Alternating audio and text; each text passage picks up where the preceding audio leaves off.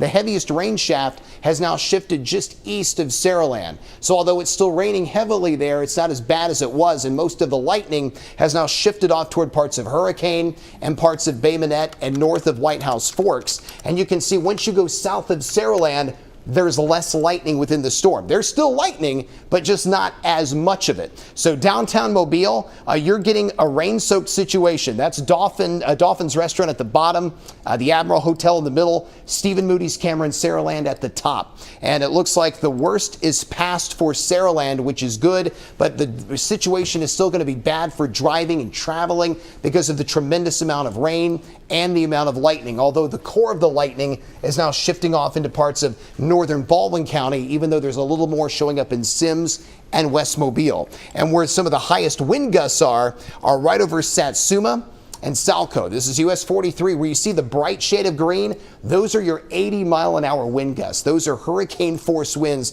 that are showing up in Satsuma, Creola. That puts it dangerously close to the Dolly Parton Bridge. And that bridge is already a little frightening, especially when you go up that incline. And now you're talking hurricane force winds. That is a very dangerous situation, because where you got the bright shade of green is right around where that bridge is located. Interstate 65, north of Satsuma, north of Creola. And that bright green on the velocity display is where the wind gusts are hitting at 80 miles per hour. So I implore everyone that's in that area not to do any travel unless it's a life and death emergency. You want to wait till the storms have moved out, or you always want to try to move before the storms move in, because traveling in this is just extremely dangerous, especially on bridges and on overpasses. The entire severe thunderstorm watch is set to end at 11 o'clock this morning in the next couple of hours.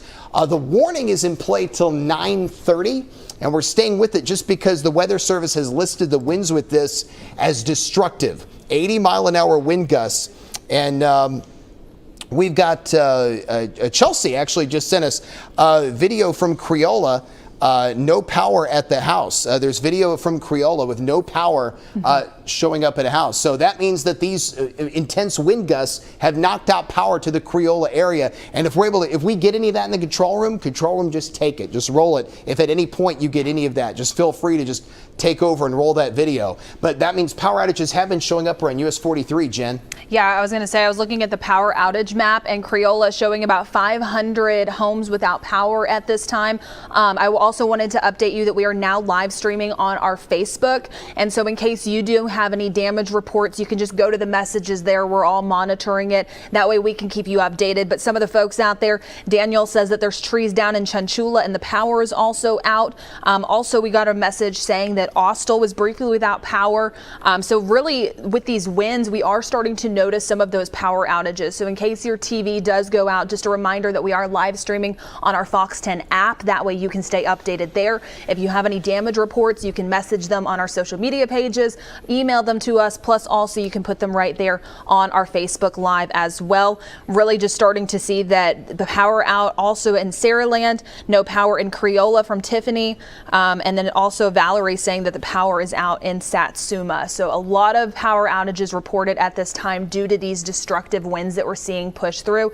Just make sure that you're staying off the roadways if you can during this time. We'll continue to monitor and keep you updated on these storms as they push through, Michael. Thanks a lot, Jen. Yeah, so if you're just joining us, meteorologist Michael White, along with meteorologist Jennifer Lambers, we're on the air. No tornado threat right now, but a line of severe thunderstorms that's producing destructive winds and gusts of up to 80 miles an hour. That is hurricane force winds that are traveling through right now the northern section of Mobile County and Baldwin County. Now, it is raining heavily in downtown Mobile, around the Bayway, the Causeway, and Spanish Fort, and even West Mobile. But the core of the wind threat is now shifting more to the north. Stockton, Bay Minette, you're getting the brunt of that. Basically, if you follow where the lightning is showing you where the most intense part of that thunderstorm is, and that's where the highest wind gusts are showing up. And we have seen wind gusts of hurricane force, not rotating wind like a tornado, but straight line wind that can knock down trees and power lines. And Jen was just talking about all the power outages we've already seen. That's why we're live streaming our coverage on the Fox 10 Facebook page. That way you can continue to follow along with us as we follow these storms in real time. And it is just an absolute mess out there. And one additional threat we're going to have after the wind threat dies down is a flooding threat, because we're going to see all of these storms begin to gradually sink their way to the south. So here's a wider view. All of these storms are going to sink their way into the Gulf of Mexico. Once that happens, we get a lull in activity for the afternoon. I think there could be several hours this afternoon of mostly dry weather, but then we're going to see a return of moisture that could kick back up the number of showers and storms for tonight and into early tomorrow. I'll even give you a little glimmer of that on the Fox 10 Futurecast. I'll pull that up and let you see what we were tracking this morning. So as we run this clock forward, you'll notice that we end up dealing with storms all through the morning. They begin to move offshore as we hit midday and early afternoon. Then we continue into 4 o'clock. Notice many spots go dry at 4.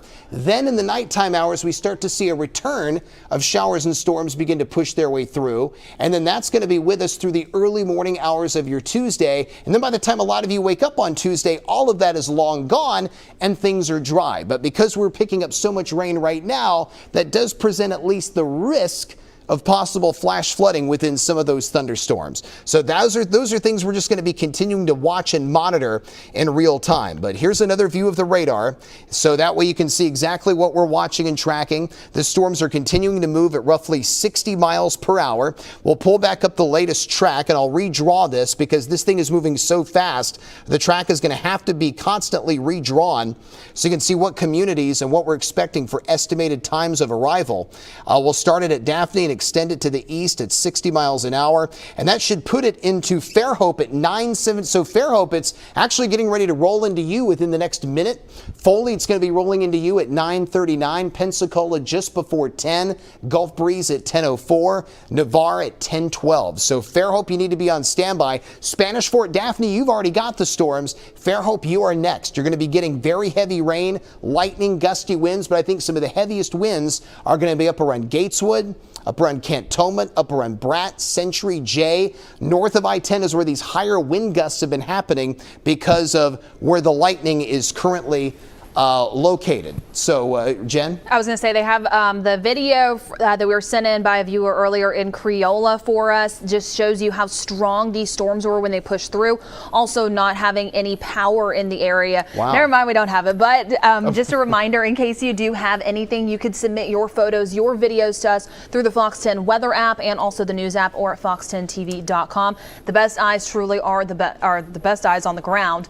And so that way we can also submit them to the National Weather Service here locally to get all those reports, especially in case we do have any of those trees down. But just keeping updated, more reports of power outages in Bay Minette and also Pritchard area. I thought they were trying to literally show us what a power outage looked like, just pure blackness out there. Yeah. But yeah, that is what we've been dealing with because these straight line winds can snap power lines down in an instant, or they knock trees down that land on roofs of home or land on power lines. And that's why we had so many power outages Friday, and now we just got a new severe thunderstorm warning that is up, that has just been issued. Let's go back to the watch warning map. And you can see this now includes Fairhope. This now includes the southern end of Mobile County, West Mobile, Dawes, the entire eastern shore, Barnwell, Fish River, and that one's going to be in play till 10 o'clock this morning. And these storms are still moving at a pretty fast clip. According to the Weather Service, that second line is moving at 40 miles an hour. So you have a line moving at 60 and a line moving at 40. But everyone in gold right now is underneath a severe thunderstorm warning. And it just shows that this entire cluster of storms is producing major issues. Lightning, hail, gusty winds. So you basically have two boxes. One severe thunderstorm warning box includes Gateswood, Pineville, Atmore. This new box includes Fairhope, Barnwell, Point Clear, Daphne. It includes West Mobile, Dawes. It does not include Biola Battery, but it does include Theodore, Tillman's Corner, Rangeline Road, and it does include the majority of the Mobile Bay. So everyone's going to have to watch for these storms. You got one batch moving this way to the east, and you got this storm that's right over the radar, right over West Mobile, that's going to be dipping more to the south and east at about 40 miles per hour. And we'll follow that one with the track. I'll go ahead and draw that one out specifically. We do have the video. Okay, well, I'm redrawing the track. Let's show the video right now. This is out of Criolla. Is that right, Ryan? And you can see right now just how intense those storms. Look at that. Wow. That is unbelievable. That is very intense wind right now that's showing up. Those are hurricane force winds showing up from those storms. You can see just how strong that is. So that right there is why we are getting reports of so many power outages, is because this really is showing some of those winds at a strong tropical storm or a weak category 1 hurricane. Those wind gusts getting up to 70, 80 miles per hour. Extremely strong system that's pushing through. So just make sure that you're staying updated with us. Again, we are live on our Fox 10 weather app, our Fox 10 News app, and also on our Facebook Live and our Fox 10 News in case you want to stay updated with the forecast, in case you do lose power from these storms, and in case you also have any of those damage reports. We have crews on the ground right now trying to keep us updated where we are starting to see some of those. The biggest things we've gotten so far is those power outages. Some reports of trees down, especially closer towards Chanchuli. We had some earlier in Andalusia, and so really monitoring these storms. Haven't gotten anything issued from the National Weather Service here locally. They have begun to back down on some of those wind gusts, showing just 60 miles per hour for that warning that was issued for Baldwin and Mobile County. Still heavy downpours, very active with that thunder and that lightning. So just stay inside during this time. We'll continue to update you. Michael. Thanks, Jen. You're right. I just pulled up the new track from this southern cluster of the storms, the one that's in West Mobile over Dawes. It's now over Theodore right now. Theodore, you're getting a pounding from this, and it's going to be over Fairhope at 9:41. So that's going to be in the next 20 minutes. Robertsdale at 9:54. Foley at 10:07, Seminole at 10:15. It's just going to keep meandering its way to the east and southeast at roughly 40 miles an hour. Look at how things have improved in Saraland. Well, I say improved. They're not as bad as they were earlier. It's still raining heavily where Robert Brown and Stephen Moody are located. Downtown Mobile looks awful. You can see the bottom of your screen is our camera at the Fox 10 studios on our tower located at McGowan Park. You can't even see the Top Golf because of how poor the visibilities are. So literally the heaviest rain is right over our station right now. We're getting the heaviest bands of rain, and that's what's moving at 40 miles an hour through Theodore, through parts of the port city, and eventually will cross into the eastern shore. Fairhope at 9:41, Fairhope High School at 9:44. 10 minutes later, it'll be rolling into Robertsdale and then eventually Foley shortly after 10 o'clock. So we've still got just a mess of storms to watch and follow and track in real time. And we're just going to be staying with you through this because we know how scary these storms are. Even though they're non-tornadic, they're just like what we dealt with Friday. They can produce a lot of damage. And this is not going to be a one and done. It will die down this afternoon, but then there's going to be another round that comes in later tonight and into early on Tuesday that we'll just have to keep watching and monitoring throughout the course of the day. I'll pull up the velocity display, and it looks like it's getting a little weaker. And Jen, I guess that goes along with what you were saying, that the wind gusts, we had the 80-mile-an-hour wind gusts earlier with the bright shades of green. We're not seeing as much of that now as we did earlier. So hopefully, even though the storms are still dangerous, they're dying down in intensity compared to what we saw earlier this morning. That is exactly right. And especially once we start to get a break in these storms heading later on into the rest of today, the good news is that that'll be when we can start to see some of those power crews get on the road and start to restore some of the power. So just make sure that you're being patient with them. It has to be safe for them outdoors as well to go and restore some of this, especially ahead of all of the storms that we have pushing in later on this evening, where the biggest concern with the ones overnight, that's really going to be that flooding threat. So again, this is just round one. We still have round two heading into the overnight hours. Flooding will be the biggest concern there. Just checking in on our Facebook Live right now. Not quite seeing any new reports from folks. Again, just additional power outages that we've been monitoring. Katie just messaged that there was a neighbor with trees down in Axis. Also additional power outages in Bay Minette, power out in Pine Grove. The power was flickering in Tillman's Corner, trees down in Loosedale, submitted by Samantha. And so again, just make sure that you're staying updated with us. Vicki says that she had trees down in her front yard. Really just those winds, once they started to push through, it just made it to where some of these trees they knocked down. And we already started to see some of the rain earlier, so that was what led to some of that. But again, just be patient with those power crews. They got to wait until we get all these storms out of here before they can go and start restoring power to your homes. We'll monitor, we'll keep you updated. But again, we are live streaming on our Fox 10 weather app, our Fox 10 News app, and our Facebook Live. And in case you have any damage photos that you want to submit, you can do so on both of those apps and also at fox10tv.com. And we'll pass those directly along to the National Weather Service. Michael. Thanks a lot, Jen. And yeah, it looks like things in Saraland are starting to improve. They've still got rain, but not as intense as what they were dealing with earlier.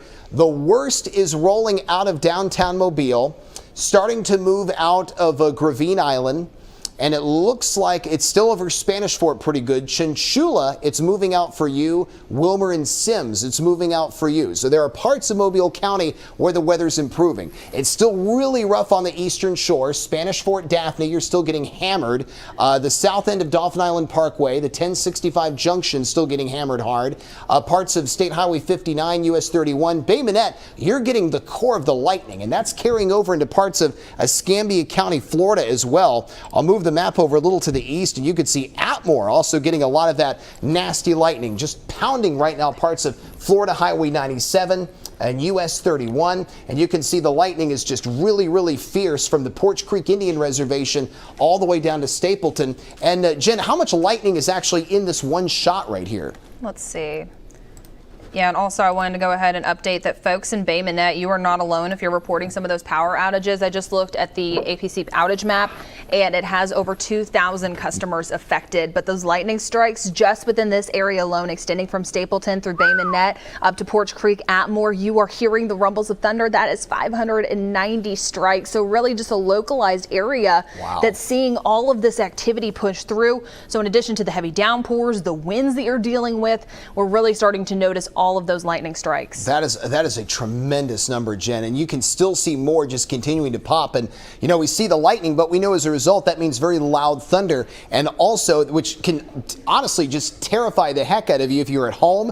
If you're in a mobile home, you know that's going to be shaking and rattling the walls. The lightning is just going to continue to be this huge issue for us with these storms, especially from Porch Creek down to Stapleton. This is the worst part of the storm, and that's getting ready to move into Escambia County, Florida, Escambia County, Alabama, eastern Baldwin County, and it's still in play till I believe this warning is active till 9:30. The one to the south is active until 10 a.m., but we're likely going to see an extension of that too. 9:30.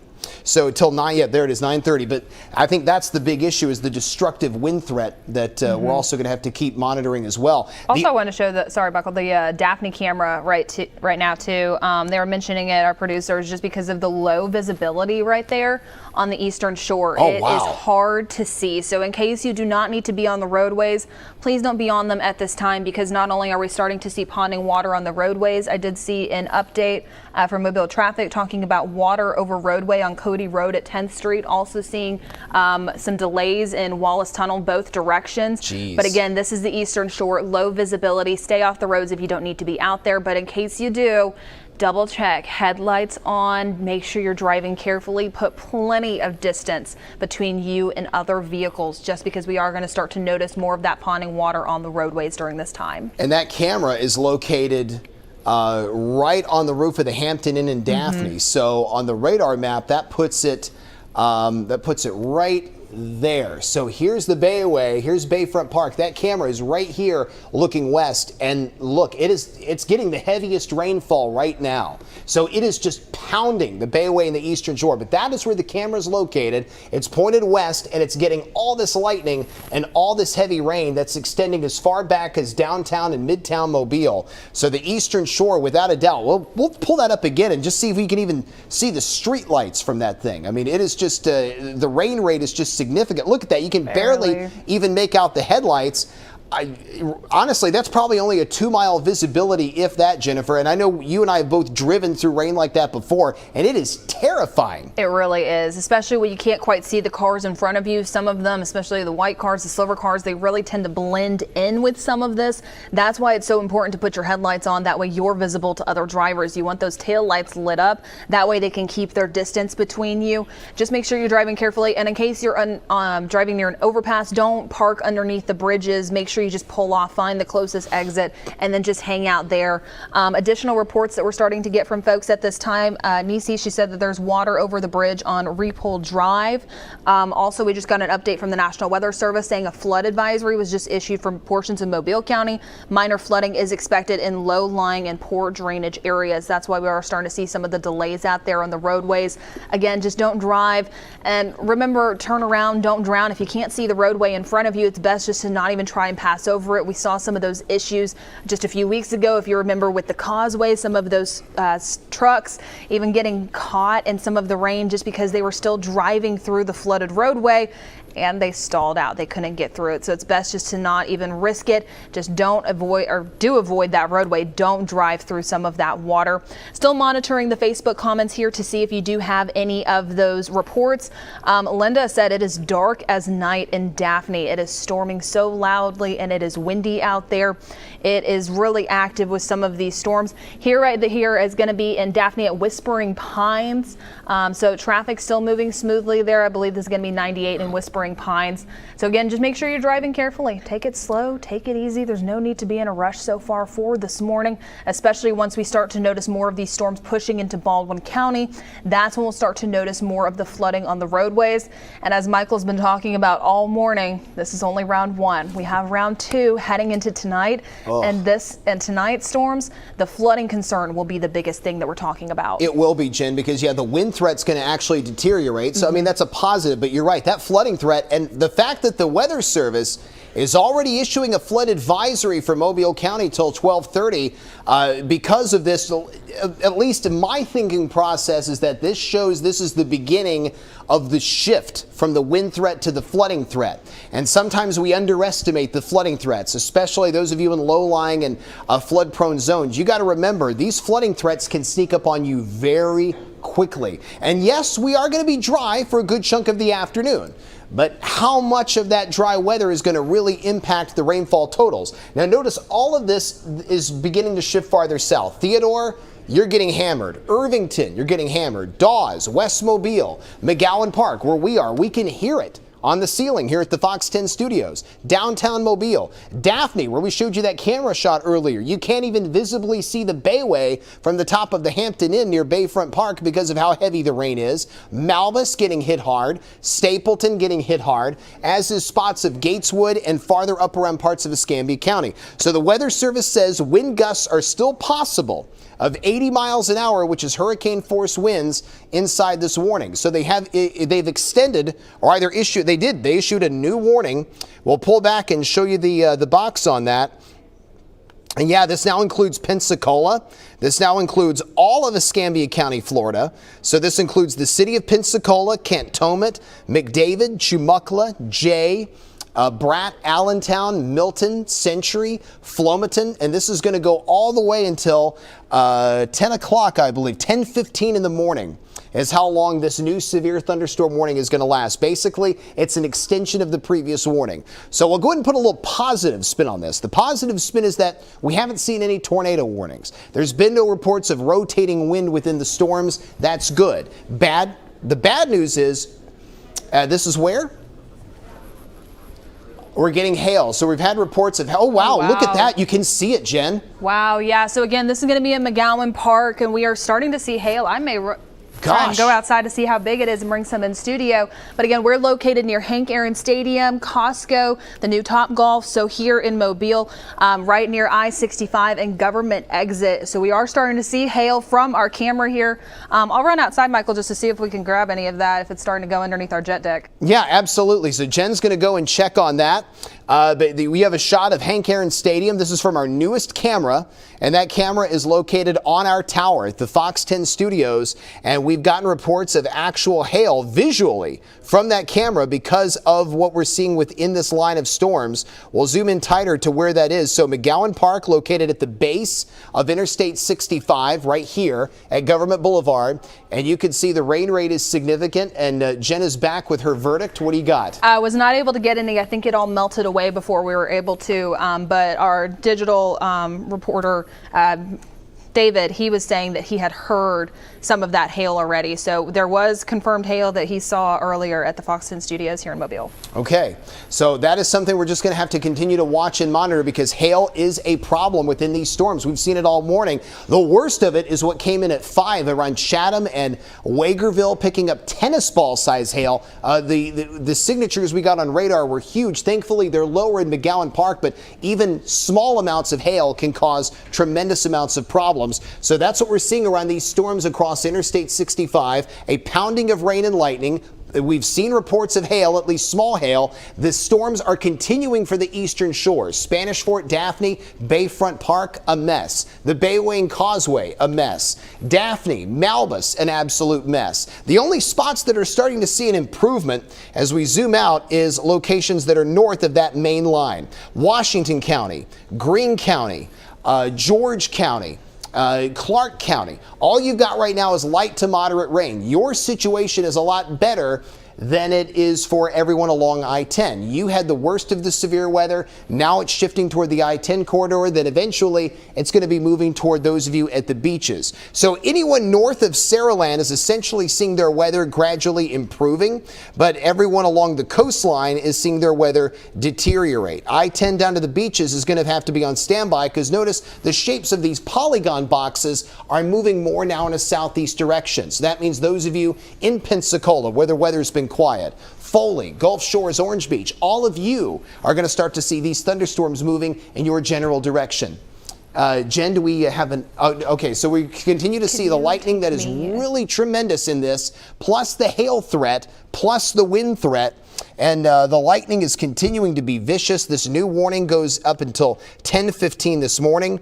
We have seen wind gusts of 80 miles an hour. It looks like we're seeing some of that right now, right around Bay Springs over in Escambia County, Florida, where you see this bright shade of red on the velocity display. That is an 80-mile-an-hour wind gust, and that is just to the east of Alabama Highway 112. So right over Bay Springs in Escambia County, Florida, you are getting some of the nastiest wind right now inside that area. We can still hear the thunder from these thunderstorms. And here's a wider shot of the radar. You've got the storms that are slowly sinking their way southward. Now we will get a break as we head in toward midday and into the afternoon. There's going to be several hours this afternoon where the weather is going to be dry and quiet, but then we're also going to end up dealing with thunderstorms as we push forward in toward the late night hours that could produce a flash flooding threat. Now we've got Jen Lambert standing by with another update. Hey, Jen. Hey, Michael. Yeah, so I want to go ahead and share one of the viewer submitted videos that we received. This one is going to be from Janice, and this was showing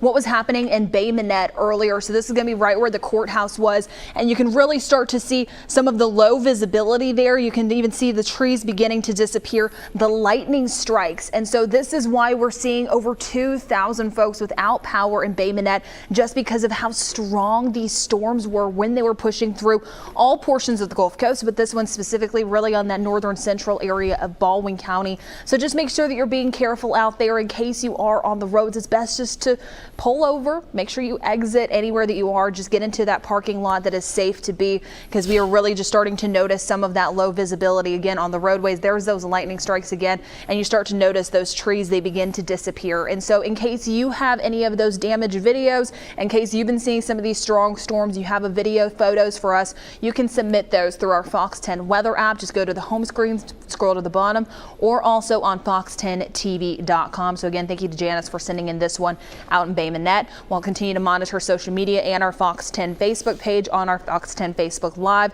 just for whatever you're saying, but many power outages reported all across the Gulf Coast, Michael. Yeah, that's right, Jen. I just pulled up the newest track. So Fairhope, the storms have moved into your area. You're getting the brunt of these, just like Spanish Fort, Daphne, and Mobile is. Molino, it's coming to you at 9:50. Foley, it's going to be to you just before 10 o'clock this morning. The storms are now moving at 55 miles an hour. Pensacola looks like it's going to be headed your way at 10:14. Gulf breeze at 10:21. Navarre just before 10:30. So you've got a cluster of storms producing a lot of lightning, very heavy rain, and what we've seen so far, hail that is really turning vicious and working its way southeast at 55 miles an hour. The good news is after the line passes your area, you get a lull in activity. In fact, you might even end up going dry this afternoon, which is going to be good. But then, as Jen pointed out, there's another round coming late tonight and into early tomorrow. And you combine that with the rain we've seen already, and you could be dealing with a flash flooding threat. And where we see this bright shade of white, located near just to the north of Barano Park and north of Cantonment, that is an 80-mile-an-hour wind gust that we're picking up inside that storm. And we just got a little power flicker here from the lightning. That is another big issue we've got, is the lightning threat with these storms. In fact, I'll pull this back up, and Jen, some of the lightning, how much lightning are we picking up inside these storms right now? I know it's a big number. It looks lower than it was earlier, but it's still got to be a big number. Yes, 426 for the entire Gulf Coast. Yeah, 426. So it is lower than it was, but it's still enough to get you a little startled. All of a sudden, the monitors just flickered out really quickly when that happened. The next thing you know, you heard the rumbles of thunder. So these storms are extremely dangerous. That's why we had a STORMtracker Alert from the time we came on the air early this morning. The severe storms are continuing to move southeast at 55 miles an hour, packing a tremendous punch of heavy rain, lightning, and wind. And the reason why we're staying with you is because these storms have been producing what the Weather Service has listed as destructive wind gusts. 80-mile-an-hour wind gusts, hurricane force winds have been blowing through. This is a 3-hour loop, and you can see over the last 3 hours how the latitude has dropped from 640 to 940. You can see how the storms themselves are getting lower and lower toward I-10 and eventually the beaches. Things have been primarily quiet at the beaches this morning, but I think as we approach 11 o'clock, we're going to start to see more of these storms barreling in toward you, and then the weather getting quiet in many other locations. And even when the weather goes quiet, you're still going to have rain. It'll just be a lot lighter rain, more light to moderate rain we'll be tracking through compared to the tremendous downpours and significant storms we've seen so far this morning. So the latest warning is going to be up for another half hour. This warning, severe thunderstorm warning, is active until 10:15, and we're going to continue to follow this in real time and continue to run your videos as we get them. Mobile, it looks like things are going to start to improve for you a little bit. It's still raining heavily, but we're starting to see less shades of red. We're starting to see more orange. So it looks like the heavier rain is shifting out of downtown, which is good. It's still raining heavily in Dawes and West Mobile. McGowan Park is shifting from a red to an orange. That still means heavy rain, just not as heavy. So it looks like the worst of that line, the worst part of that line, is starting to move out. And I think the camera is verifying that. That's our camera on the tower at McGowan Park, where at least the visibilities are improving. It's still raining pretty heavily, but things are getting better compared to how they were looking the last time we showed that camera shot, when we could see the images of hail. And you can get a good look at Hank Aaron Stadium from that camera shot as well. And you can see traffic flowing behind the stadium on Interstate 65. I still wouldn't want to be traveling through this right now, but at least it's getting a little bit better in Mobile than it was. This is still a situation that is very dangerous, especially in Daphne. Fairhope, it's very dangerous for you. Point Clear,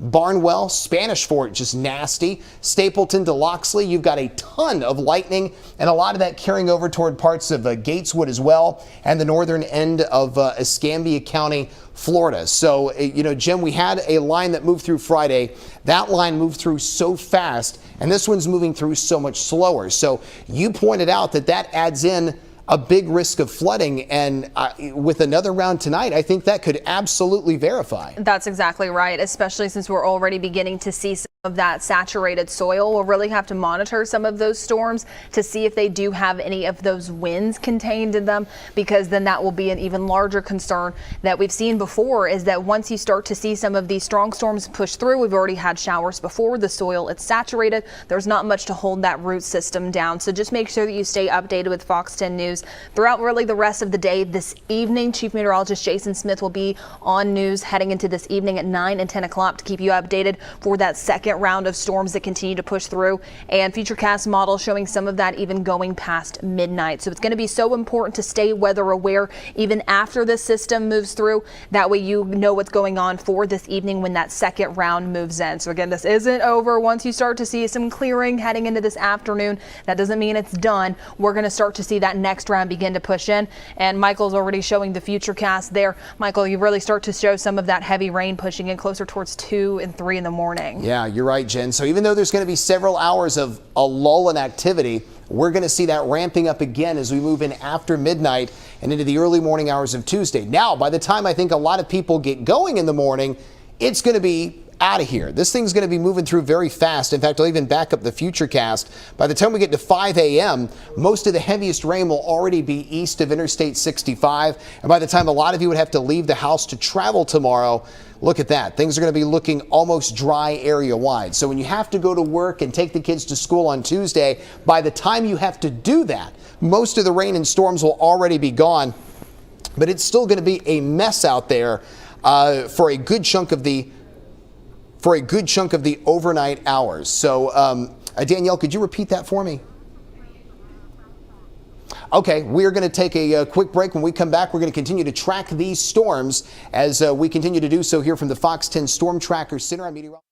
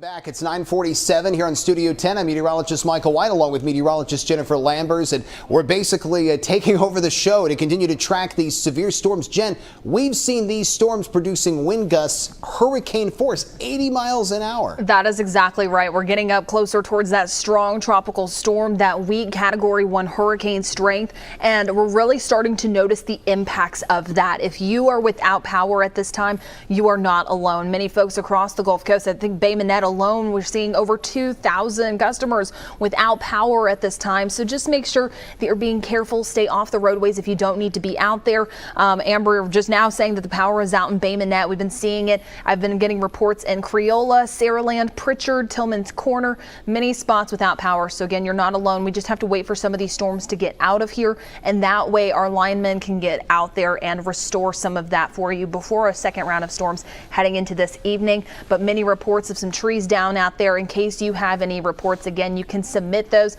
on our Fox 10 Facebook Live. We pass those reports along to the local National Weather Service office. And in case you have photos and videos, you can submit those on our Fox 10 News and Weather apps and also at fox10tv.com. Michael, but we're really starting to notice more of these storms beginning to barrel closer towards the Florida Panhandle. That's right, Jen. Yeah, we're starting to see it exiting Mobile and impacting more closer and closer to the Florida Panhandle. So you've still got storms that are hitting Dog Dawes in southern Mobile County, Eastern Shore, Daphne, Fairhope. It's still very bad for you. But where are these storms going? They're heading toward Cantonment. They're heading toward Ferry Pass. They're heading toward Pensacola. Pensacola, things are pretty quiet for you right now. That is a live look at our DOT camera.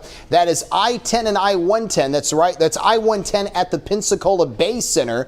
And you can see things are quiet there. So that's right where Interstate 110 ends, right at the Bay Center. And you can see things are dry. Things look pretty good down there right now. No real problems, but there's going to be. And it looks like they're going to be within the next 30 minutes. We'll pull back and show you the track. Pensacola looks like it could be barreling to you just before 10:30 this morning. That line of storms is going to be headed your way. Gulf Breeze, it's going to be to you at 10:36. Navarre, 10:43. Foley, it's going to be to you sooner than that at 10:03. Cantonment right at 10 o'clock in the morning. Molino 9:52. So we're going to be continuing to follow this as it gets ready to roll into parts of Pensacola. Right now, again, things are dry and calm there, but everything that's happening in Mobile and the Eastern Shore, it's going to be happening for you, and it's going to be happening within the next 20 to 30 minutes. So if you know anyone that lives in Pensacola, let them know what you've seen here. Let them know, hey, this really nasty line of storms is going to be heading in your direction. We've also gotten a report from the Weather Service office. A flood advisory was issued for Baldwin County and Escambia County, Florida till 1 this afternoon. Minor flooding expected in the low-lying and poor drainage areas. So anyone across Baldwin County and Escambia County, Florida that lives in a flood-prone zone, you want to be very mindful of that. Some of the heaviest rain has now exited downtown Mobile. It's still barreling into parts of Dawes and the southern end of DIP. So southern Mobile County, you're getting the brunt of it right now. Northern Mobile County, things are getting better. Saraland, things are getting better. The Eastern Shore, Spanish Fort, it's still bad. Not as bad as it was. Daphne and Fairhope, it's pretty rough. You're getting a tremendous amount of heavy rain and lightning, as is Loxley and Gateswood. That's a live look from Fairhope at the Fairhope Pier. And you can see the visibilities are not great. You can barely even see past the halfway point of that pier right now because of how tremendous the rain rate is that's falling around parts of Fairhope at the moment. And you've got one of the worst bands of the storms rolling in toward you right now. So that just goes to show you how powerful this line of storms is. We've seen it roll through Mobile already. We've seen it roll through Washington, Greene, and Clark counties earlier this morning. And again, Pensacola, it's going to be barreling in toward you.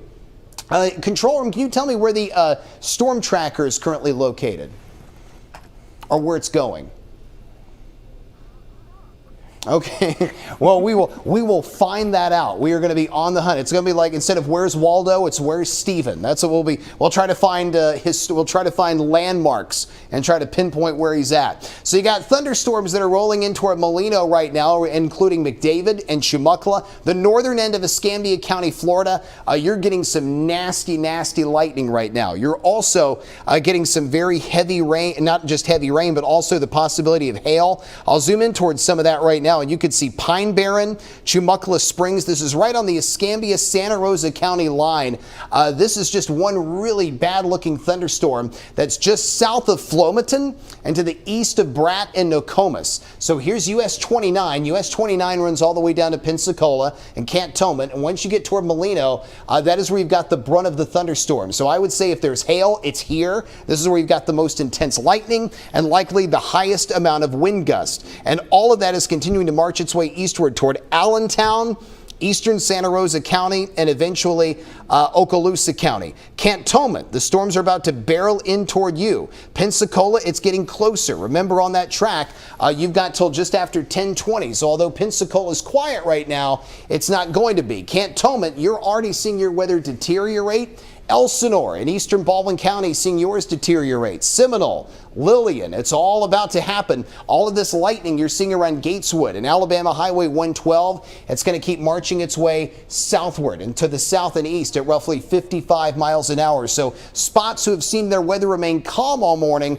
are about to see the weather get uncalm, and it's going to be happening in a hurry. Jen? Yeah, I want to go ahead and update you. Stephen and Robert and our Fox 10 storm tracker truck, they are heading on Highway 45 right now towards Chunchula. These storms are moving fast, so they were in Saraland earlier. Really didn't think that they would be able to catch up with them. So we're heading to Chunchula to check in on some of the damage reports that we received. We've got reports of a few trees down. So in case you're in the Chunchula area and you're seeing anything there, the good news is that some of the rain, it's beginning to turn a little bit lighter. But in case you do have any reports, please let us know. Also, I wanted to bring attention to the bottom camera there. That is going to be our Gulf Shore or Orange Beach camera, and it just really shows you how dark and ominous it is now that these storms are beginning to approach closer, still pushing through central Baldwin County at this time.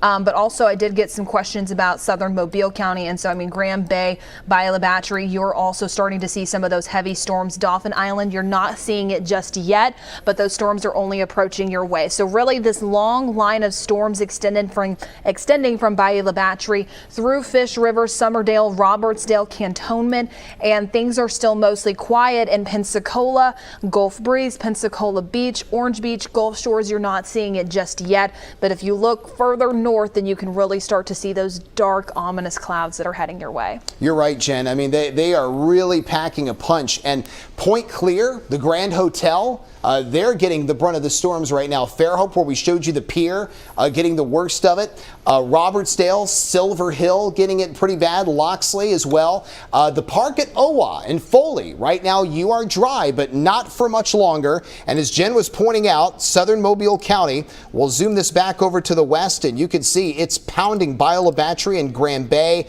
but it just has not moved as far south as Dauphin Island, at least not yet. I'm going to draw back out the track, and I'm going to draw this out to include Dauphin Island and to include all of Pensacola. So those of you that live in these coastal communities, you can get a good look at when these things are going to be rolling in toward you. So we'll start it from Cantonment, run this to Biola Battery, draw this to the south and east at 55 miles an hour. And it looks like that is going to be rolling through Pensacola at 10:28.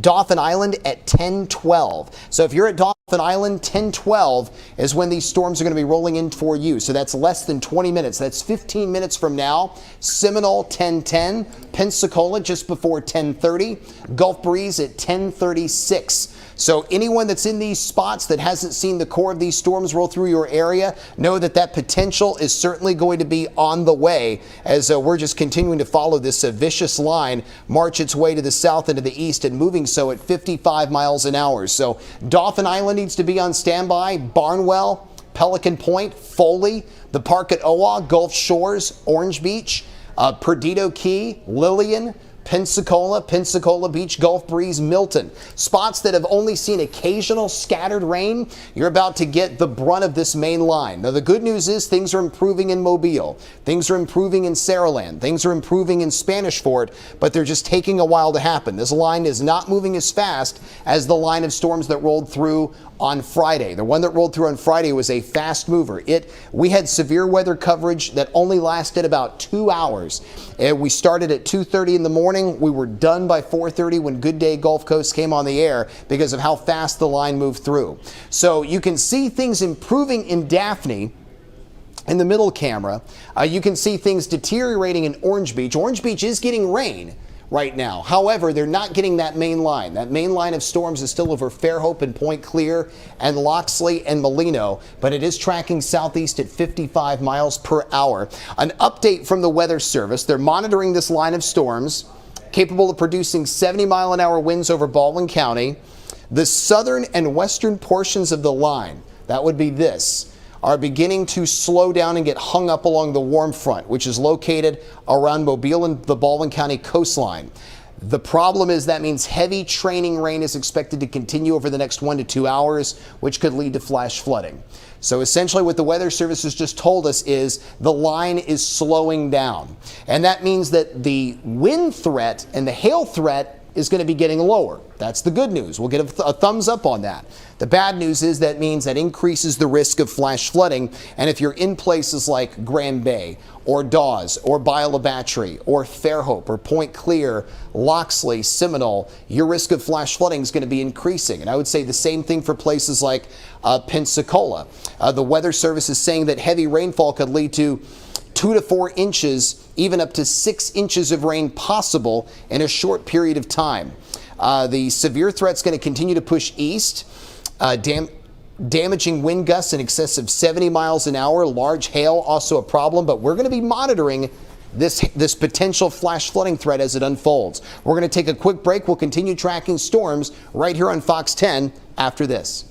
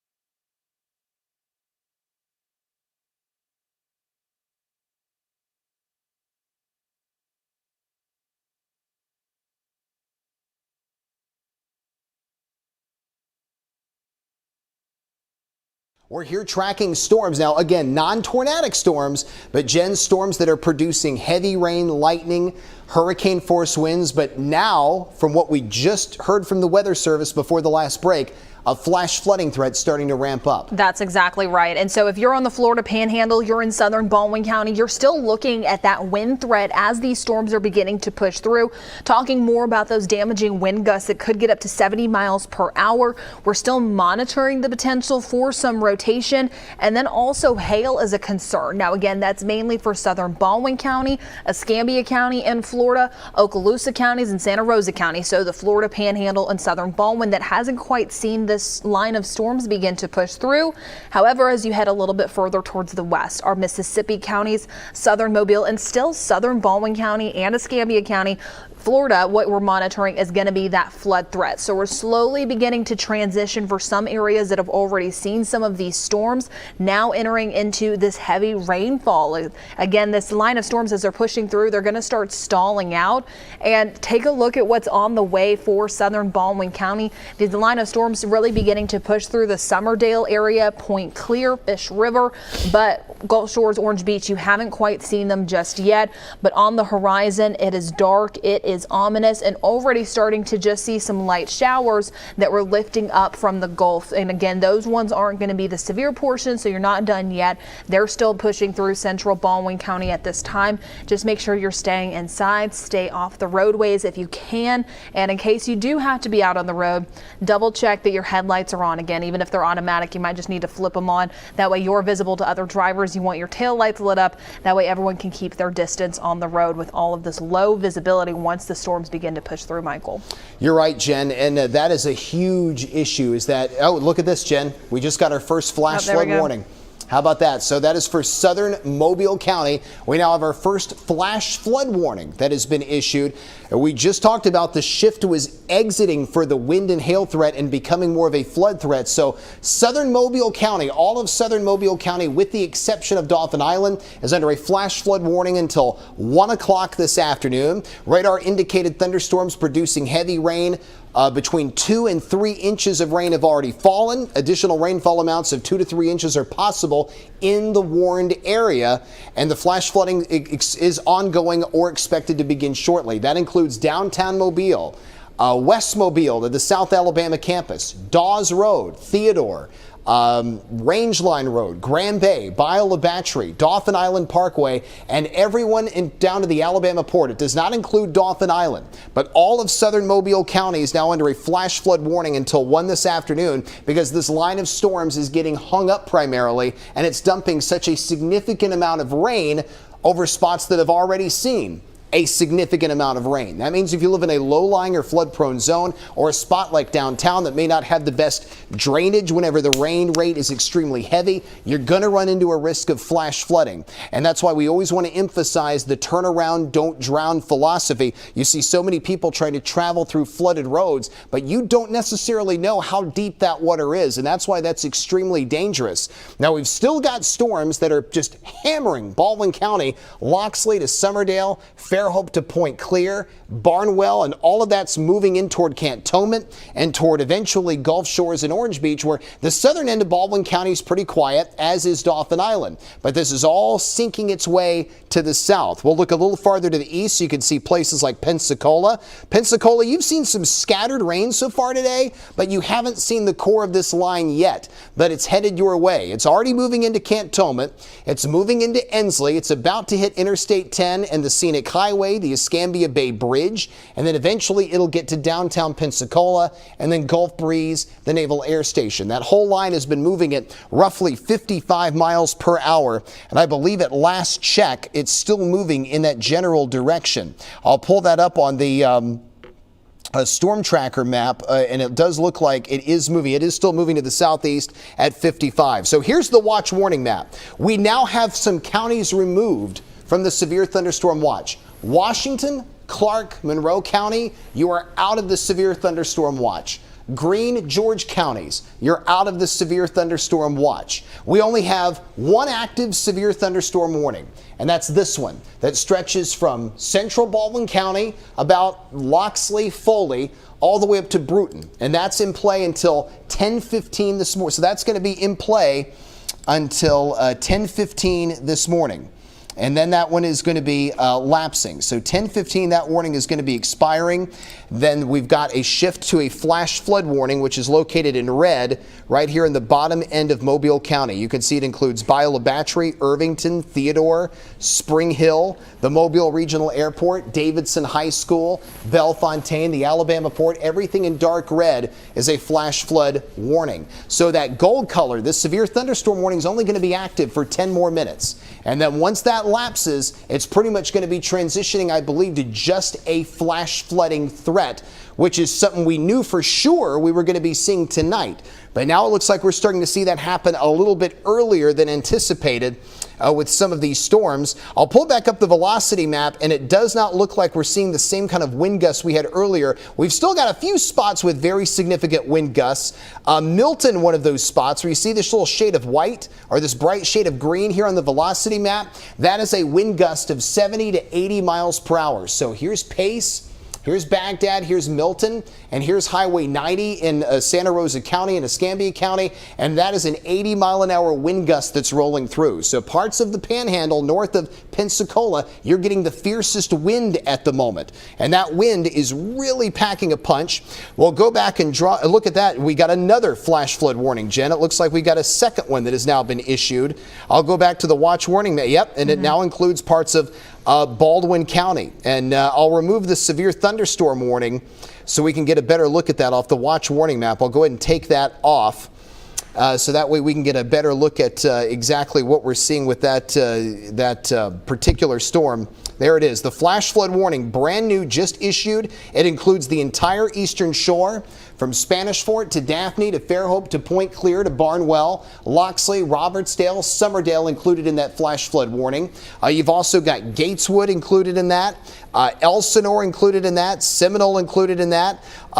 You've got exit 44, 49, the Buc-ee's is going to be included in that, Rosenton is going to be in that, and really it goes all the way to the Florida state line. So that flash flood warning includes central Baldwin County from the eastern shore all the way eastward, hugging the I-10 corridor to the Florida state line. And that flash flood warning is going to be active, I believe, also until 1 o'clock this afternoon. So that one's going to be lasting quite a while, unfortunately. So we've got a flash flood warning that's going to be this one lasts till 1:15. So the one in Mobile County lasts till 1.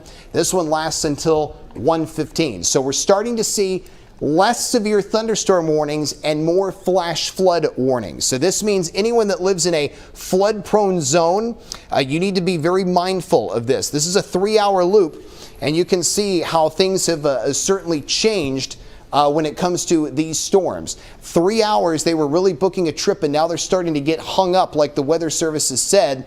And that's the reason why we're starting to see more of an issue with a flooding threat, because the rain rates inside this line are significant. Now, they're a lot lighter farther inland, which is why if you're in Washington or Clark County, you're fine right now. You're not really dealing with much of an issue regarding the severe storm threats. And that severe thunderstorm warning is only going to be active for roughly the next 6 minutes. So, Jen, thankfully I don't live in a flood-prone zone. I know you don't either, but, several folks do. And this is something that people have to make sure they're mindful of, because even if they don't live in a flood-prone zone, if you have a hill nearby, the way the water rushes off can cause problems in such a short period of time. That's exactly right. And so some of the areas that we're monitoring for this, it's going to include the Fish River, the Dog River areas. And so in case you typically see some of the roadway flooding, sometimes we report on some of the bridges flooding in that area.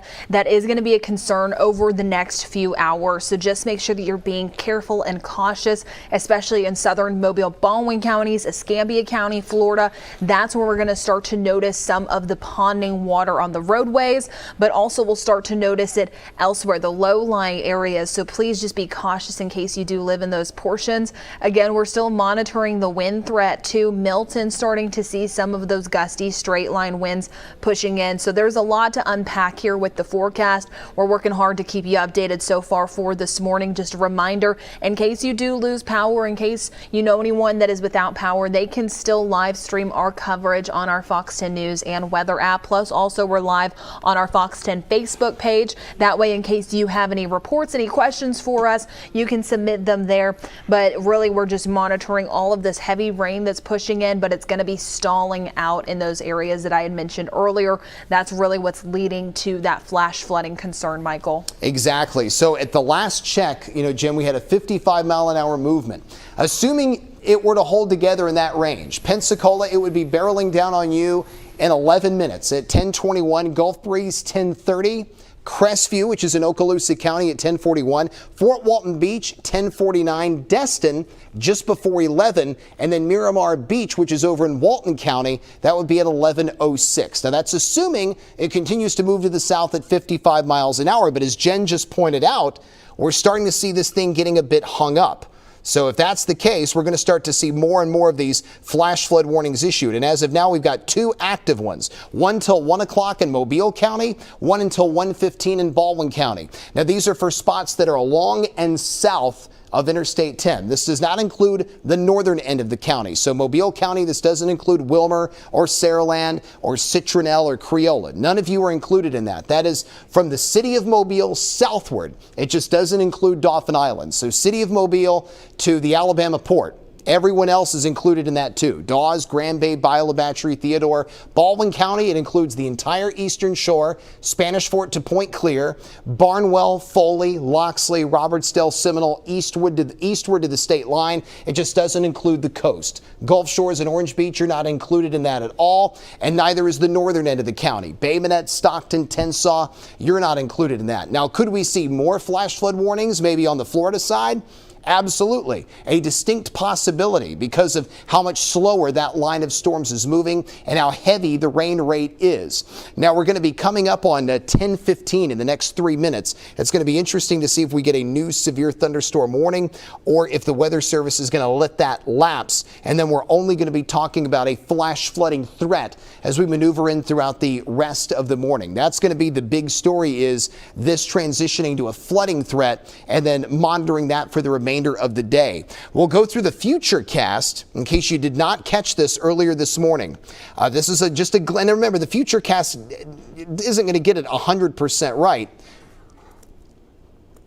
Okay, as soon as we get through this future cast, we're going to take a quick break. You can see that this afternoon, you'll start to see things dying down. By 4 o'clock, most spots go dry.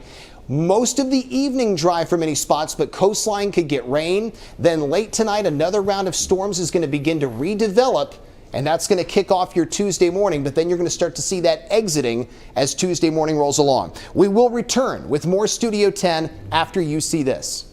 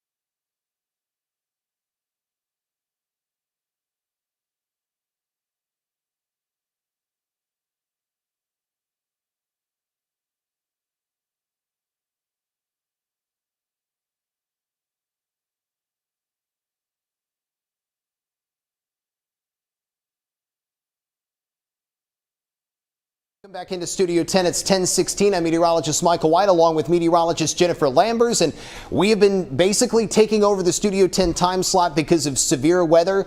Jennifer, if anyone just joining us, these have been non-tornadic storms, but they've been storms that have produced very high wind gusts, lots of lightning, and now, unfortunately, flash flooding. That is exactly right. And so we're starting to really hit all of the severe elements with these storms that we've been seeing for today. We've got many reports earlier of those power outages. Just an update though, we are starting. Oh, wait, no, Michael, yep, we do have a tornado warning right now for the Florida Panhandle. There it is, tornado warning. It's our first, this is the first one we've had. So this includes Santa Rosa County.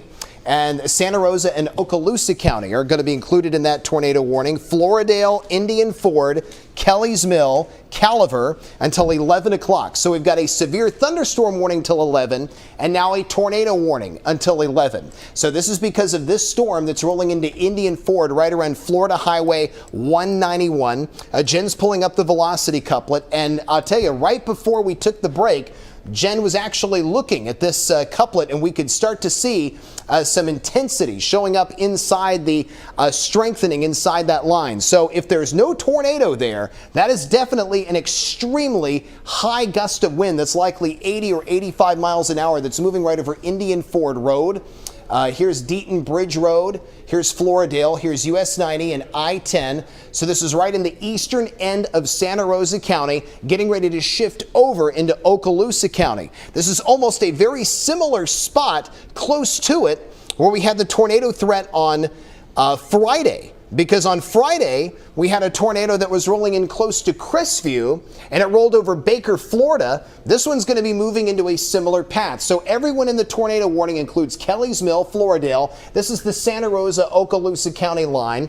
Galliver, Milligan, and then Baker is located right about here. Not to confuse those of you watching in Mobile, not Baker High School in West Mobile. This is Baker, Florida, which is located near Crestview.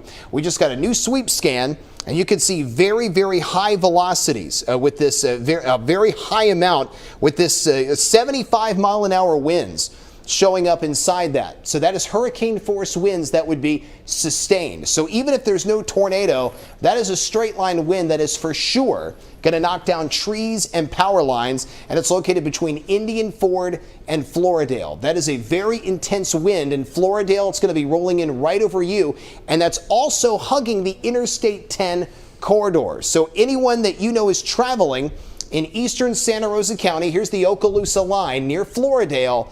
You need to tell them to pull over as soon as they can, because you don't want to be traveling through that, because you've either got a tornado on the ground or you've got a situation where you've got a straight line wind that is producing hurricane force winds that's about to roll right over Deaton Bridge Road.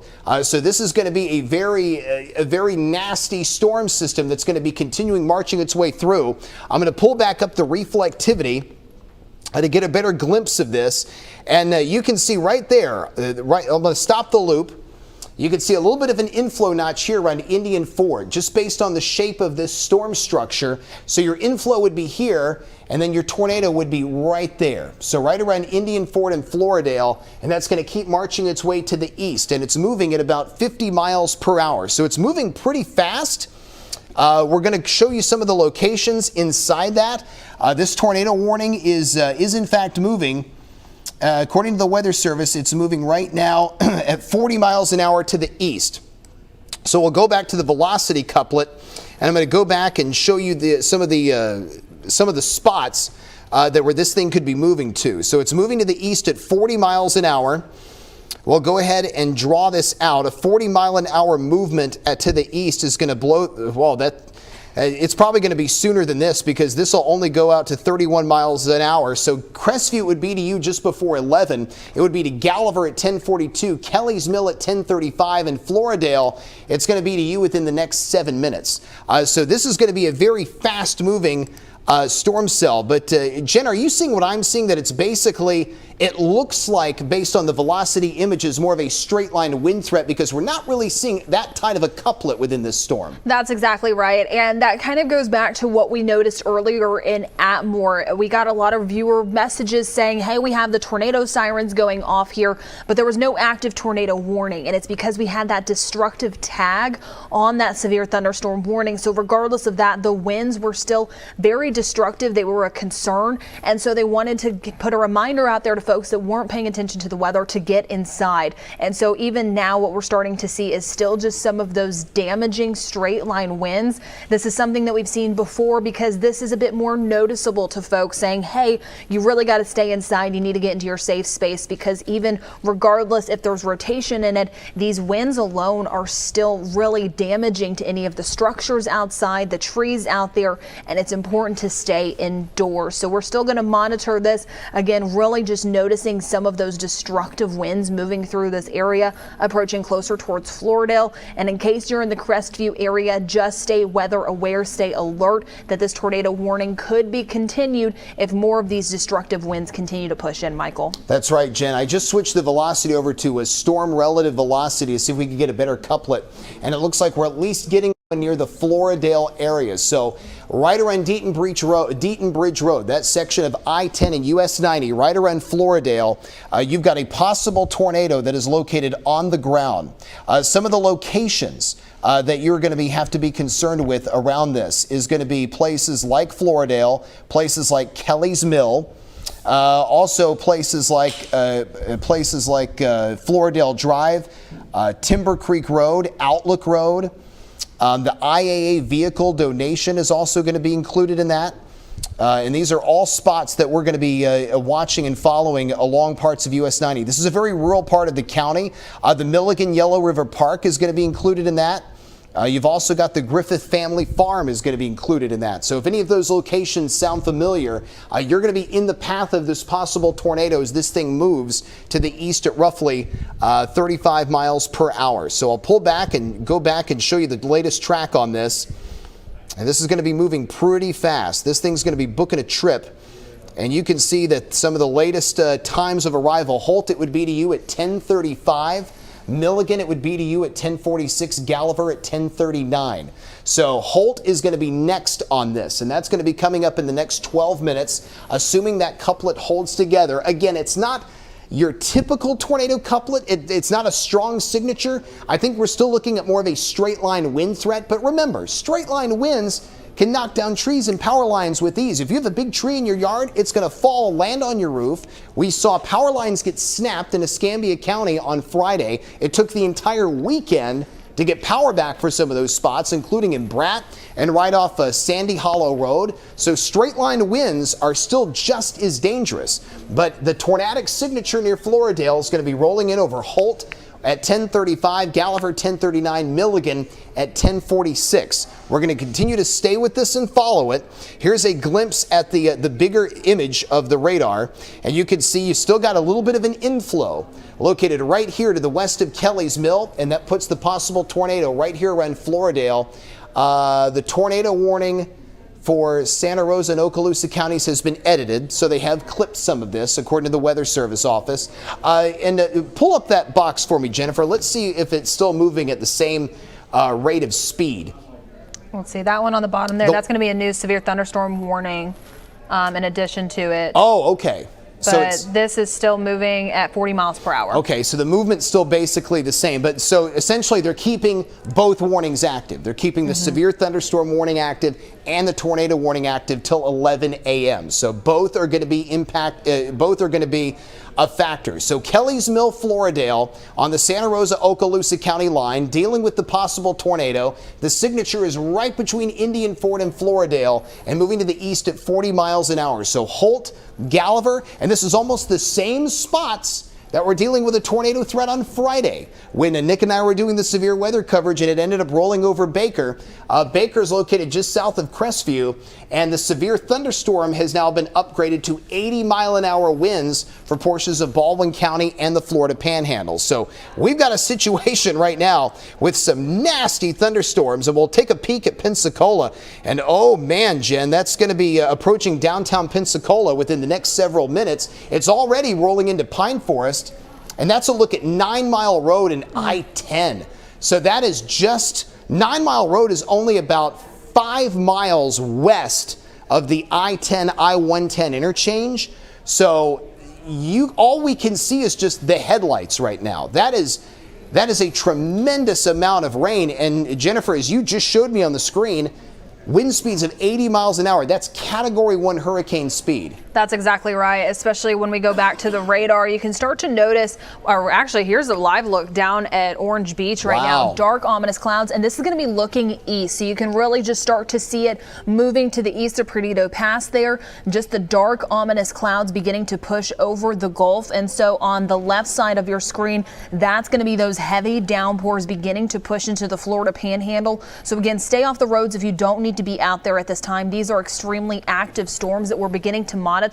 And then really just taking a look at the radar there. One thing that we watch for whenever we start to see some of these storms push through is if they start to have that straight line. And that's exactly what we're beginning to notice pushing through southern Baldwin County, Orange Beach, Perdido Key, Lillian area. You are really starting to notice some of that heavy rain, those gusty winds pushing through closer towards Cantonment and Seminole. Really, that's where that lightning is beginning to impact you, but still has that straight line look. So that's going to be more of those gusty winds beginning to push in. Again, please stay off the roadways if you don't have to be out. In case you are, drive carefully, put plenty of distance between you and the vehicle in front of you.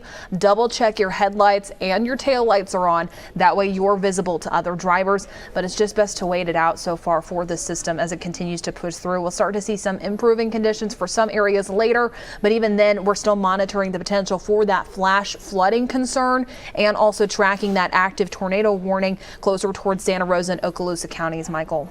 So Jen, you know, we were just looking at the camera shot at I-10 and 9 Mile Road, which is right here west of Pine Forest. Do the box for me. How much lightning are we picking up in just this one part of the storm, from Cantonment down to Bellevue? 259. Wow, over 250. And this is not a wide shot. This is pretty zoomed in toward these storms that are just impacting Cantonment, Pine Forest, 9 Mile Road. That's Pine Forest Road, and look at that. Jen, I can't even tell you where east and westbound is on that shot. I mean, you can't even tell because of how heavy the rain is. Also, I wanted to mention, too, from the National Weather Service, we just got a report of a wind gust at Whiting Field, and it was 71 knots. But to miles per hour, that's about 81 miles per hour. So, again, that's going to be that weak Category 1 hurricane wind gust that we're seeing moving Milton's through. Right here. Yeah, so please be careful in case you are out there, even regardless of the tornado warning. The winds that are pushing through with this very significant, destructive. We saw, as you mentioned, you and Nicholas had that storm coverage just a few days ago, and we got a storm report in Crestview of a trailer hitch that was completely blown into the side of a house, just showing how strong some of those winds were. So please be careful in case you're out there. Absolutely, Jen. And I think about what it would be like to try to travel through this. So you've got lightning, which is already scary. You've got the noise from the thunder, which is already scary. You've got the heavy rain on top of that, which is scary. But you've also got these wind gusts that are gusting up to 70, 80 miles an hour. Unless it's a life and death situation, please don't travel through this. That's why you've always got to stay weather aware, and why we always encourage the Fox 10 weather app, so you can see, oh, here's where the storms are, here's where I am. And this way you know if they're coming close, you either try to beat them or you wait till they're past you. Never try to drive through it, because your life is much more valuable. This is just way too dangerous. And then you factor in all the lightning on top of that, and then you're just into a situation where it's just loud and it makes it extra scary on the roadways. And based on what we were seeing on that camera shot, you can't even see anything. I couldn't even tell you where the east or westbound lanes were. Also, don't forget, we've still got an active tornado warning on parts of Santa Rosa and Okaloosa County till 11 o'clock. That's another thing that we're keeping you updated on. The possible tornado was located right around Floridale, and I think more than likely, based on this inflow notch, it's probably right around Bryant Bridge Road, here around parts of Kelly's Mill. Now, both warnings, the severe thunderstorm warning and the tornado warning, are both in play till 11 o'clock. The flash flood warnings, they're going to extend well beyond that. The Mobile flash flood warning goes till 1. The Baldwin County flash flood warning goes till 1:15. So we're just going to continue to stay on top of this. The reason why we had to preempt Studio 10 is because when we started watching these storms rolling closer to the I-10 corridor, we started seeing the Weather Service list them as destructive. And when we started seeing those wind speeds getting into that category, we just immediately knew we had to get on the air so that way you could stay weather aware to exactly what was going on. And that's part of what we do when we have these STORMtracker alerts. So Jen's pulling back up the velocity couplet again, where we try to find the in and outbound wind flow. And it looks like right around Kelly's Mill would be your possible tornado. That's just to the north and east of Floridale. And that's right around US 90 and Log Lake Road. And that's continuing to move to the east at 40 miles per hour. So it's moving at a pretty good clip, but still, we're not seeing the same kind of velocity couplet we would normally deal with if we were tracking a very large tornado. I'm going to switch the velocity displays back to straight velocity, because I still think straight line winds are going to be the core threat with this. And where we start to see some of this this brighter shade of green, that's still a very intense wind speed right now. So that's a 56 mile an hour wind that we're getting. That's a sustained wind. So that's certainly tropical storm force winds showing up inside that right around US 90 and I-10 to the north and east of Floridale. But it's still destructive wind speeds that are showing up inside that storm. And that warning is going to be active until 11 o'clock. So it goes till the top of the hour, as does the severe thunderstorm warning. That expires at 11 o'clock as well. So we're staying with this in real time to keep you updated on the situation. We'll go back and show you the main line again of storms. And we just got a situation that's just awful and nasty out there. You've got storms that are basically now, this is a 3-hour loop. You can see how they started off around Leakesville, how they maneuvered down toward I-10, and as they got to the coast, they started getting hung up, which is the reason why we've got the flash flood warnings in play. Here's the watch warning map, and on the watch warning map, you can see that several spots were removed from the severe thunderstorm watch. George and Greene were removed from that. Washington, Clark, and Monroe were removed from that. You have 2 active flash flood warnings in the maroon color for southern Mobile and Baldwin County. 1 severe thunderstorm warning that does include downtown Pensacola. And then you've got the 1 active tornado warning. So we'll go back to the radar and we'll take a peek at how things are looking in Pensacola right now, and it was not looking good earlier. You can still see most of the lightning. There's actually more lightning around Pensacola than what we were seeing earlier today, or what we were seeing in that possible tornado warning. So here at Interstate 10 and 110, right around Ensley and Ferry Pass and to the west of Scenic Highway, that is where we got the majority of the lightning. So that is a nasty looking thunderstorm that's blowing through the Pensacola metro right now. So here's I-10, here's wow. Look at the flashes of light we're seeing with that. That is scary. So that's at Pensacola Boulevard. That's the 9-mile marker of I-10 eastbound. So that is right near the I-10, I-110 interchange. That's going to put you near Davis Highway, and that's going to be putting you near the 110 interchange and near Davis Highway near Pine Forest. And that is just a lot of scary lightning and a lot of heavy rain. So Scenic Highway is here. This is the Escambia Bay Bridge. This is the 10 I-110 interchange. US 29 is here. Davis Highway is here. Just between Ensley and Ferry Pass, and there's Brent. So you've just got this huge mess that's going to be rolling in over the entire Pensacola metro right now. That is Scenic Highway. So Scenic Highway, see how it's calmer for you? That's because the core of that lightning is about 5 minutes west of you.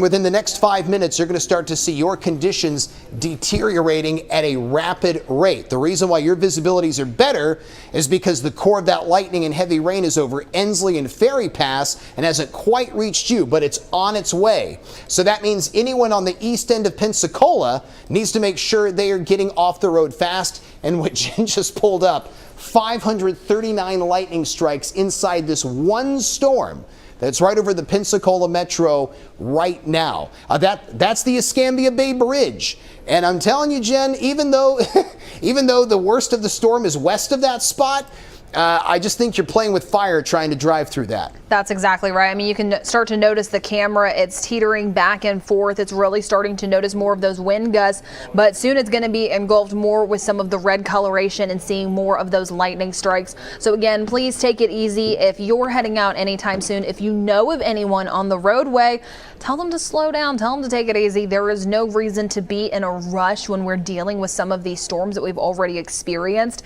And again, in addition to the tornado warning that we're tracking, the heavy downpours, the active lightning, we got some hail reports earlier.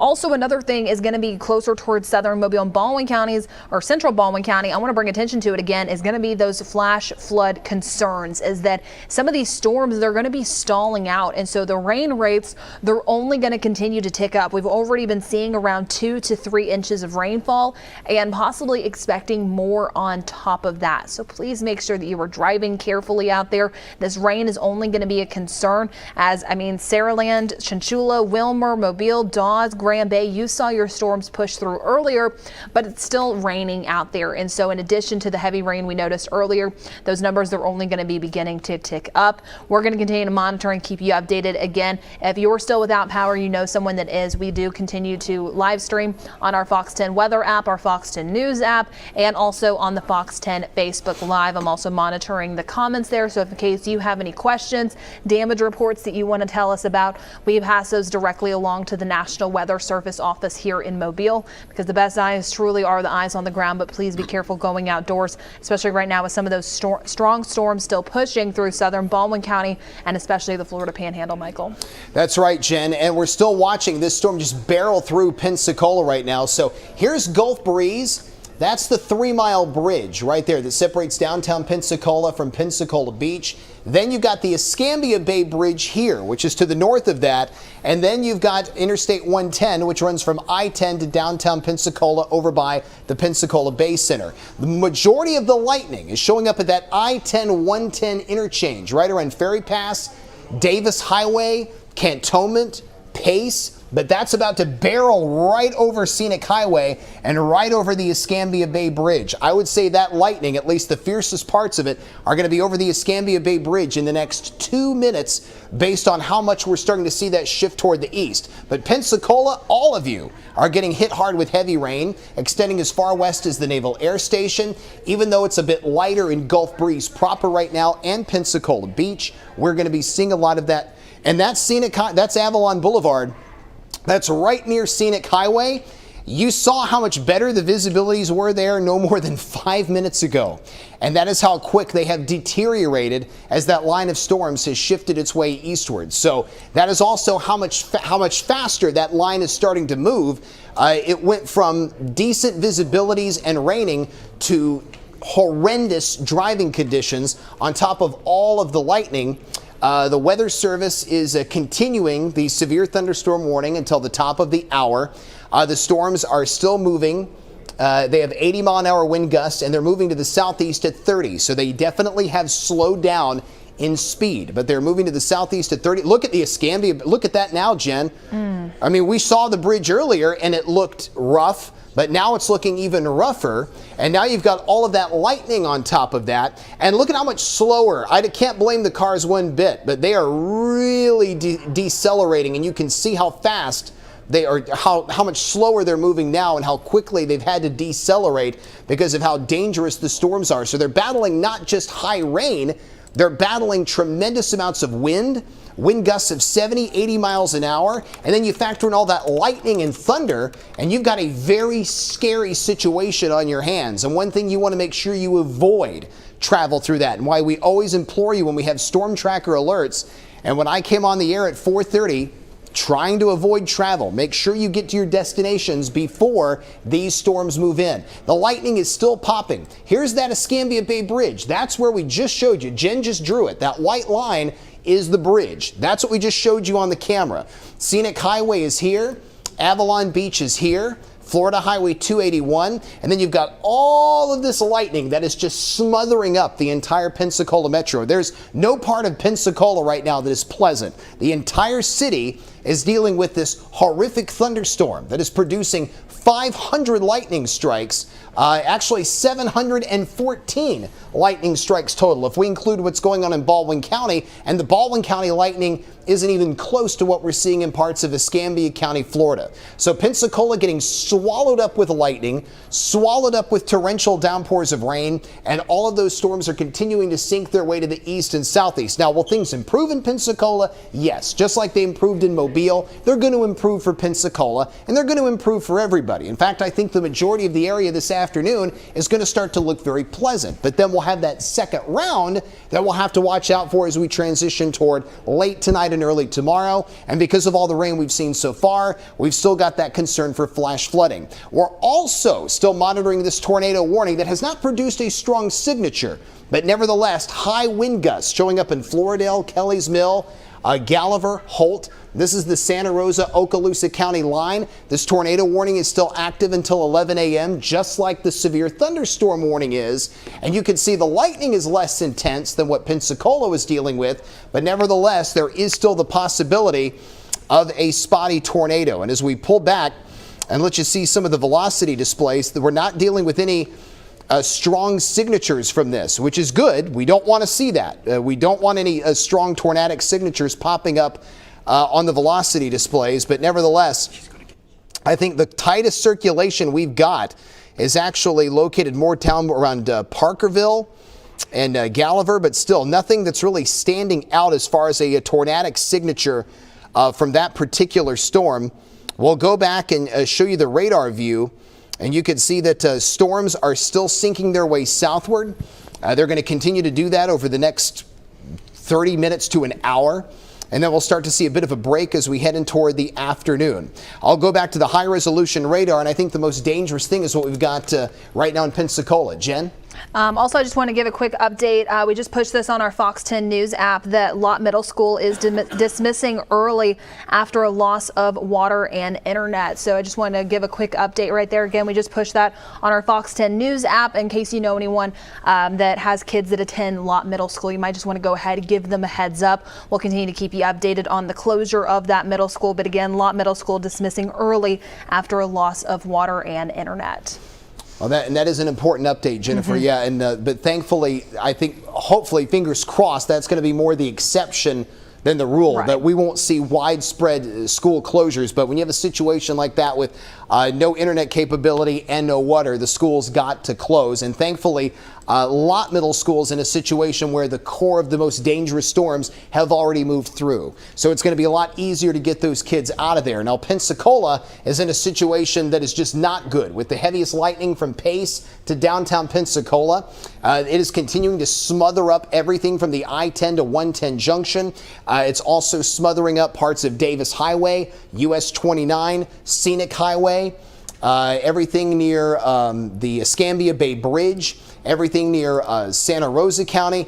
This is the Garcon Point toll bridge that takes you over toward Tiger Point in Santa Rosa County, and you can see most of the lightning is staying north of that, but still you've got just a huge mess showing up right now in Escambia and Santa Rosa counties from this lightning and the torrential downpours of rain. And we've seen these camera shots. That's another view of the Escambia Bay Bridge. You're seeing all the flashes of light. That's the lightning.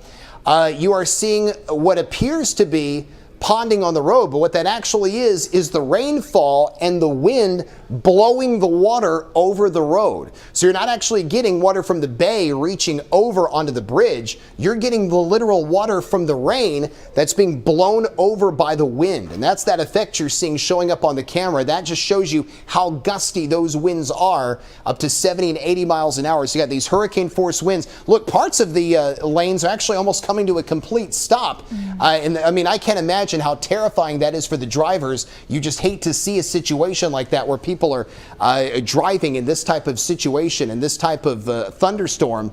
If you know anyone that is in Pensacola, make sure you let them know that if they got somewhere to be, they need to just stay put until these storms begin to sink south or begin to weaken. It is too dangerous to travel through storms like this unless it is a life and death emergency, because you're just putting your life on the line, you're putting your property on the line with your vehicle, you're putting other people's lives in jeopardy, and you need to hold off on that for a little while longer. So this is Davis Highway to I-10, and it's the same setup. The visibilities are terrible. You've got flashes of light, but we've still seen numerous headlights out there, and to be, you know, I would expect to see maybe one or two cars, maybe three.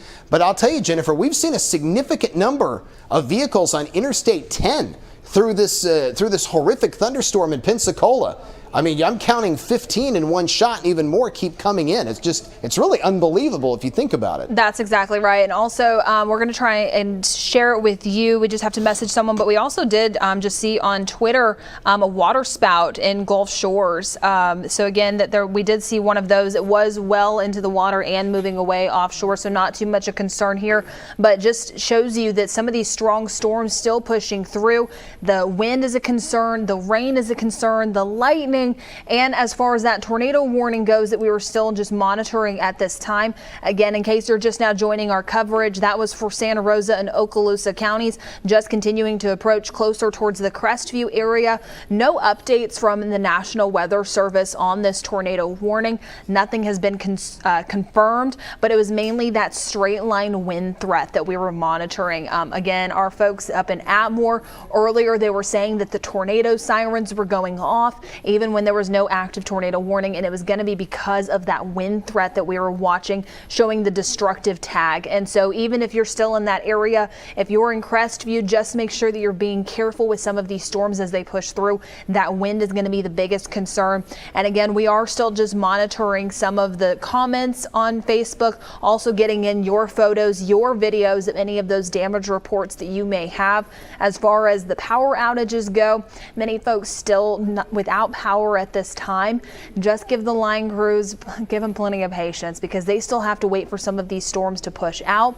But also southern Mobile, Baldwin County is still monitoring the potential for more of that flooding concern as we make our way over the next few hours. They did just give an update that they did cancel that tornado warning for Okaloosa and Santa Rosa counties, so that will be the good news. However, in case you are in Crestview, again, regardless of that, still expecting some of those gusty straight line winds to be pushing through within some of these thunderstorms. So just stay inside, stay off the roads if you don't have to be out there at this time, Michael. I just got an update from one of our storm spotters, probably one of the best we've got in the entire business, Jen. One of the best. My aunt lives in Pensacola. Said the wind has started to calm down where she lives, which is over near Cordova Park. But she still pointed out that the lightning is still fierce and the rain is still heavy. But the wind speeds have started to die down across parts of Pensacola. So that's good. Your wind threat's dying down, but you've still got a loud thunderstorm. You've still got tremendous amounts of rain. And we want everybody in the area to make sure they are being safe, because now we're going to start to see the threat shifting from the wind threat into more of a flash flooding threat. So you got to make sure that if you live in a flood-prone zone or a low-lying area, you are aware of that. We will get a lull in activity this afternoon as far as rain and storms, but then the next round could start to blossom its way back up as we hit late tonight and into early on Tuesday. That's been the trend with the Futurecast all morning long. So that's the reason why we've been on the air, is because the storms have started showing signs of destructive wind. The tornado warning getting canceled is a good sign. And if we're able to escape the severe thunderstorms without any new warnings, that's going to be an excellent news as well. Then we'll just have to be monitoring the flooding threat. Did I get an update from the control room? Okay, we're gonna take a quick break. We will continue our coverage after you see this.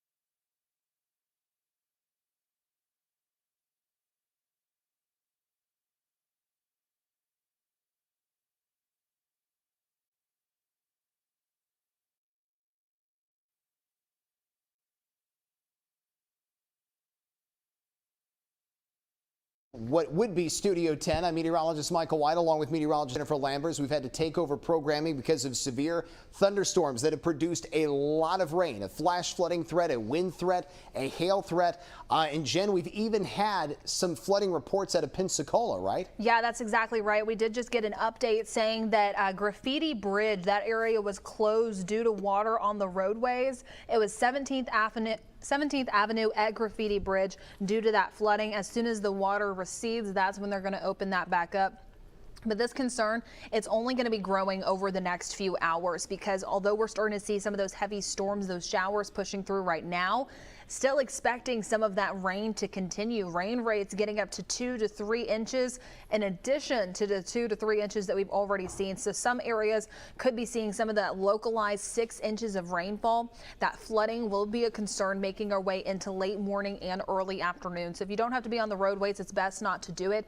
Any of those low-lying areas that you typically see some of that flooding, especially some of those bridges, that will be one of our concerns heading into the rest of today. But we're going to continue to keep you updated on any of those closures on the roadways, the bridges throughout the remainder of your morning. We'll have additional updates coming up on Fox 10 Midday. But Michael, right now what you're tracking is all of those heavy storms and showers pushing through the Florida Panhandle. That's right, Jen. And we're starting to see the heaviest rain exiting Pensacola. In fact, I'll turn the lightning data off.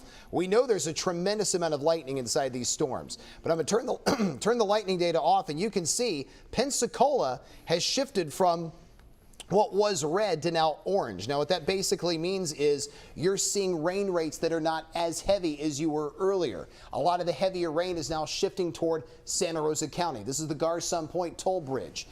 You can see US 98 from Gulf Breeze to Navarre has got the heaviest rain. So things are improving in Pensacola. They're improving gradually around Scenic Highway and US 29. We like to see that. We saw the tornado warning we had earlier get dropped off, but the core of the heaviest rain right now is basically stretching from Gulf Breeze up to Floridale, and that's going to continue working its way toward parts of Okaloosa County over the next several minutes. Now, we'll go through the Fox 10 Futurecast. I want to give you another look at that before we sign off, because we're going to do Fox 10 midday at 11 like we normally do with Joe, Chelsea, and Jennifer. We'll go through the Futurecast, and that way you can see kind of what the expectation is with these storms. We're going to see them continuing to drop their way offshore. Things end up going drier for the afternoon. The second half of the day is going to be considerably drier, but then as we transition toward late tonight, we're going to see another round of storms begin to redevelop. The wind threat with these are going to be lower, but there could be a significant flash flooding threat in the early morning hours of Tuesday, and then these storms will gradually work their way out of our area throughout your Tuesday morning. So we'll start to see things exiting and improving sooner rather than later. And then you're going to be looking at much better weather. I'll show you the 7-day weather outlook as we transition toward tomorrow afternoon. We're only going with a storm threat for the first part of the day tomorrow, and then that exits Wednesday dry, Thursday mostly dry. We may have to throw in some rain and storm chances for Friday and Saturday. For now, 50 to 60% coverage is going to be expected. But we appreciate you watching our severe weather coverage. Jennifer will continue updating you on the severe weather situation on Fox 10 midday. I will see you bright and early tomorrow for Good Day Gulf Coast. And of course, Joe and Chelsea have all your news headlines after you see this.